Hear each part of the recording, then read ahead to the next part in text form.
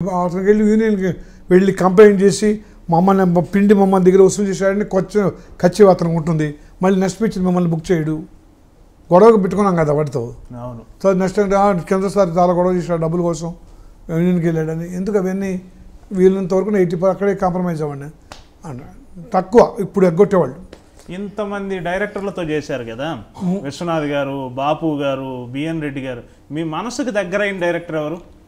అది యాక్చువల్గా మనసుకు దగ్గరగా ఉన్నది నాకు మా బిఎన్ గారు తప్ప ఇంకెవరు రాలేదని.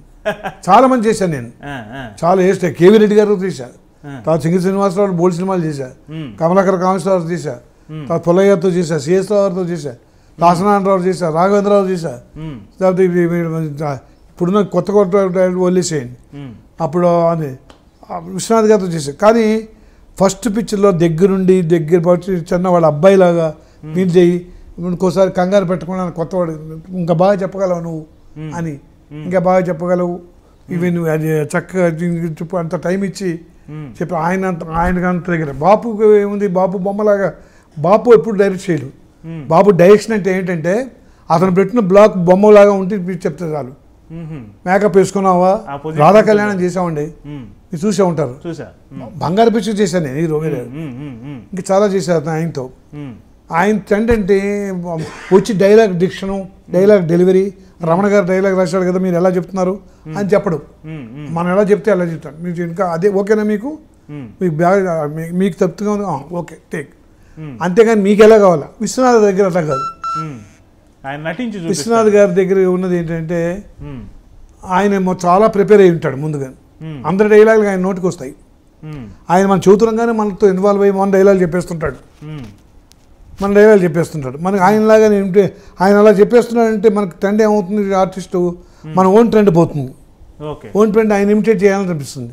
ఇమిటేట్ చేయాలని అనిపించిన తర్వాత ఇంకోటి ఏంటి, ఆయన ఎంతసేపు ఆయన చెప్పింది చేస్తున్నాం కదా, ఆయన ఎప్పుడు ఓకే అంటాడు అంటున్నాం, మెకానికల్ అయిపోతాం. మనం ఓకే చేయటం కాదు, ఆయన ఎప్పుడు ఎన్ని ఓకే చేస్తాడని. ఆయన ఓకే అంటే చల్లరా ఆయన అమ్మ బయటపడ్డాను రా బాబు ఓకే అన్నాడు ఆయన. అంతేగాని మనకు తృప్తి ఏముంది ఇక్కడ. అట్లా దాంట్లో ఆయనకి నాకు కొంచెం చాలా ఇబ్బంది పడ్డాను నేను ఆయనతో. సినిమాలు చాలా చేసిన ఇలా చెప్తే బాగుంటుందని అంటే కాదు, ఇలా చెప్తే కాదు ఇలా చెప్తాను. ఆయనే మనతో ఇన్వాల్వ్ ఉన్నాయి. నాతో నాట్ ఓన్లీ విత్ మీ, మరి కమల్ని, చిరంజీవిని, మరి వీళ్ళందరినీ మరి మమ్మిటి చేశాడు, పెద్ద పెద్ద ఆర్టిస్టులు చేశారు కదా, వెంకటేష్, బాలకృష్ణ అంటే మొత్తం వదులుతాడు. ఆయన టెంట్ రాకపోతే వదిలేస్తాడు మన టెంట్లో ఉంది. నేను కొంచెం ఇబ్బంది, కొంచెం ఇలా చెప్తే బాగుండేదని ఉండేది. అప్పుడు కమల్కి ఇలాంటి మంచి మంచి ఆర్టిస్టులకి ఆయన చెప్పిన దానికంటే వాళ్ళు ఎక్కువ బాగా చేస్తారు కాబట్టి ఆయన తృప్తిగా ఉంటుంది. ఆయన మీ పట్లే తృప్తి అంటారు కదా, మీరు చేస్తేనే తృప్తి అంటారు కదా. అంటే ఆయనకి నేను చేసింది కూడా నచ్చుతుంది, చాలా బాగా నచ్చుతుంది. కానీ ఇంకో రకంగా కూడా చేద్దానికి నాకు ఐడియా వస్తుంది. అది ఒక డైలాగ్ ఉందనుకోండి, మధ్యలో ఏదో డిస్టర్బెన్స్ పెడతాడు. ఇప్పుడు మనకి నాలిక మామందం అండి, ఇప్పుడు దీనికి సంగీతం నేర్చుకోవాలని చాలా ఇంట్రెస్ట్, ఆయన పైన ఏదో ఆకుపడింది అనుకోండి, అది ఇప్పుడు ఏం చెప్తున్నానంటే అది ఆయన మధ్యలో డిస్టర్బెన్స్లు ఎందుకు అంటే ఆయన సరదాలు అవన్నీ. మధ్యలో గుంటలు వస్తే గుంటలు తప్పించడం, గుంటలు ఉంటాను, అది వాడు ఎందుకు చెప్తున్నానంటే అని మళ్ళీ ఆ డైలాగ్కి వెళ్ళాలి. ఇవన్నీ ఆర్టిస్ట్కి ఒక డ్రిల్లింగ్ అయిపోతుంది, అది డైవర్షన్. అంటే ఆయనకి అవన్నీ సరదాలు. మధ్య మధ్య న్యాచురల్గా చెప్తుంటాం, ఏంటంటాం పెళ్ళి హడావిడిలో మధ్య మధ్య మన న్యాచురల్గా వచ్చి షోలు చెప్పిపోతుంటూ అలా పోతుంటుంటారు. వాడు పెట్టుకుని హడావిడి అని ఏదో అంత వీళ్ళంత వరకు చాలా వీళ్ళలో న్యాచురల్గా ఏదో జరుగుతున్నట్టు యాక్టింగ్ చేసినట్టు కాకుండా ఉండే ప్రయత్నం చేస్తుంటాడు. కాకపోతే వాటి మూలంగా ఏమైపోతుందంటే చాలామంది ఆర్టిస్టులు విశ్వనాథ్ దగ్గర కనపడతాడు.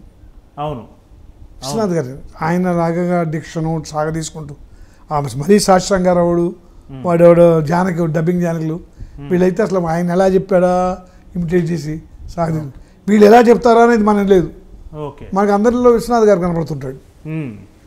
అది కొంతమంది దగ్గర, కమల్ దగ్గర, వీళ్ళ దగ్గర, అంటే వాళ్ళ దగ్గర కుదరలేదేమో.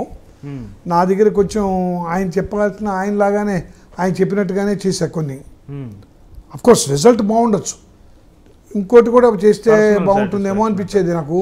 ఇంకో ఛాన్స్ లేదే. ఇప్పుడు ఈయన చెప్పిన దానికి 10 టేకులకే చేస్తే ఓకే అంటే బాగుండనే ఫీలింగ్ ఉంది. మరి ఆయన ఎవరికన్నా చెప్పారో లేదో తెలియదు.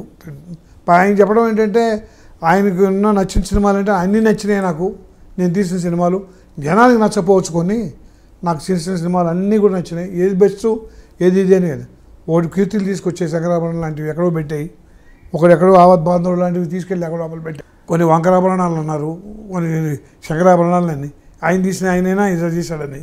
అది మరి మమ్మటి దాంట్లో క్లైమాక్స్ కంపు అయిపోతే పిచ్చెక్కిపోయినట్టు మాట్లాడుతుంటారు వీళ్ళు. అది వీడు చావటానికి మీరు కారణమా అని ఆయన గడ్డ పెంచుకుని కుర్రాన్ని చెప్పాను. నేనే బాధపడేవాడిని. మేము ఈయన దగ్గర నుంచి మనం ఇంత సీతమాలు చేసాం, ఈ మంచి సిరిసిరిమూలు చేసినామండి. అసలు ఒక శ్రీకాంత్ సినిమా ఒకటి చేశాడు, స్వరాభిషేక్.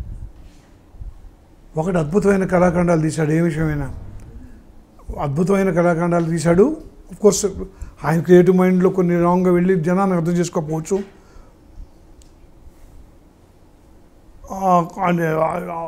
చాలా ఎక్స్పెరిమెంట్ చేశాడు మాంగళ్యంతో.